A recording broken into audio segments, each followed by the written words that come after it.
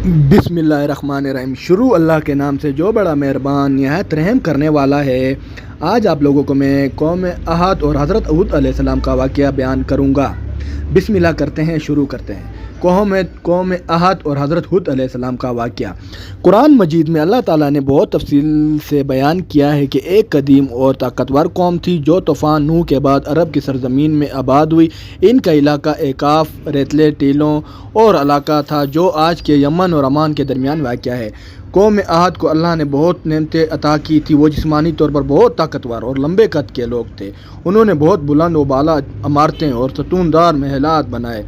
सूरतुल फज्र में उन्हें इर्म ज़ातुल अमाद कहा गया है। उन्हें ज़रख़ेज़ ज़मीन, बाग़ात, जानवर और दौलत की बहुत बहतात मिली, लेकिन उन्होंने अल्लाह की नेमतों का शुक्रिया अदा करने की बजाय शिरक इख्तियार किया, बुत परस्ती की और जुल्म व सितम करने लगे। वो अपनी ताकत के नशे में अल्लाह को भूल गए और कहने लगे कि हमसे बढ़कर कौन है। अल्लाह ताला ने उनमें से एक नेक और सालेह शख्स हज़रत हूद अलैहिस्सलाम को नबी बनाकर भेजा। कुरान में उन्होंने उनके भाई हूद कहा गया है क्योंकि वो भी इस कौम से थे। हज़रत हूद अलैहिस्सलाम ने अपनी कौम को निहायत मोहब्बत और शफ़क़त से दावत दी और आद की तरफ हमने इनके भाई हूद को भेजा। उन्होंने कहा, ए मेरी कौम, अल्लाह की इबादत करो, तुम्हारा कोई माबूद नहीं इसके सिवा, ना क्या नहीं कोई माबूद नहीं इसके सिवा, क्या तुम इससे नहीं डरते?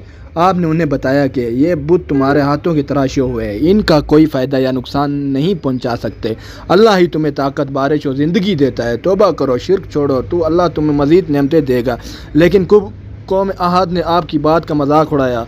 उनके सरदारों ने कहा, हम तो तुझ बेवकूफ़ी में मुतला देखते हैं और हम तुझे झूठों में से समझते हैं। वो कहते हैं, तुम्हें हमारी बुतों ने दीवाना कर दिया है, हमसे बढ़कर कौन है, हम तो सबसे ताकतवर हैं। हज़रत हूद अलैहिस्सलाम ने बरसों तक उन्हें समझाया, मगर वो हट दरी पर कायम रहे। बल आखिर अल्लाह के हुक्म से अज़ाब आया, अज़ाब इलाही की सूरत।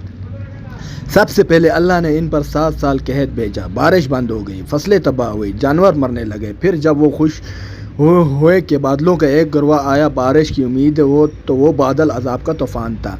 अल्लाह ने एक ज़बरदस्त चीखता हुआ तेज़ आंधी भेजी जो 7 रातें और 8 दिन मुसलसल चलती रही। ये ऐसी शदीद और सर्द हवा थी कि लोग इसमें उड़ते फिरते थे और खजूर के खोखले तनों की तरह गिर कर मर गए।